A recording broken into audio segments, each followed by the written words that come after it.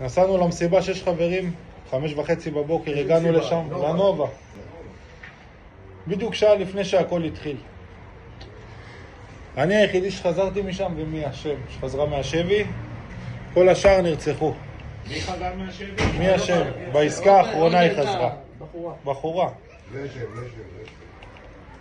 אני 5 שנים מאז שהשתחררתי מהצבא, הייתי עובד בכף חלוקה של לחם. כל מה שהייתי מוציא מהסופרים ששמתי אתמול, לא הייתי זורק את זה בחיים. הייתי נותן לאיזה בחור אחד, ישעיהו מבני ברק, הייתי נותן לאחד איש של חסד, קוראים לו ישעיהו, 12 ילדים יש לו, הוא לא מתפרנס מזה.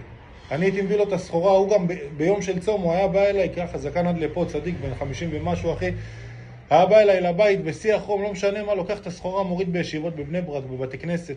כל יום בקבוע, אחי, 5 שנים מתקשר אליי, ב1 בצהריים, יש משהו, בא אליי לבית פה בחולון, בקריית בן גוריון. שבועיים לפני המסיבה, יום ראשון, הוא מחייג אליי פעם ראשונה בחיים ב5 בבוקר.